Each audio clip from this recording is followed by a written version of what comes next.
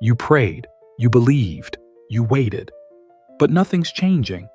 The silence is loud, the doors are closed, and the clock feels like it stopped.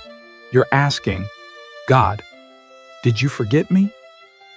But what if his silence isn't absence? What if it's strategy? Waiting can feel like punishment, like God pressed pause on your life while everyone else keeps moving. But the truth, God's wait is never wasted. Every delay in your life is divine design because he's aligning what you can't see. You see waiting as stillness, but heaven sees it as preparation. Think about a seed. It disappears before it grows. It spends months buried, unseen, in the dark. But beneath the surface, roots are forming, structure is growing. God hides you before he reveals you, because if he exposed your promise too soon, it would collapse under the weight of your unprepared heart.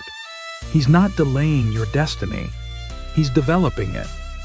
The hardest part of faith isn't the beginning or the end, it's the middle, when nothing's happening and you're tempted to quit. But remember this, just because you don't see movement doesn't mean God stopped working. Behind every quiet season is a carpenter shaping what he promised. David waited years after being anointed before sitting on the throne. Joseph waited in prison before he reached the palace. The delay wasn't denial, it was discipline for destiny. Have you noticed that teachers are silent during tests? When God is silent, it's not because he's gone, it's because he's watching how you respond. Heaven watches the posture of your heart when the promise feels far. Will you keep trusting when you can't trace him? Will you keep worshiping when there's no visible progress? Because that's where your faith graduates. Not when everything makes sense, but when you choose to stay when it doesn't. Then one day, everything that didn't make sense suddenly will. The connections, the losses, the timing, all of it lines up like a puzzle. You'll look back and realize God wasn't late. He was protecting you from what you weren't ready for.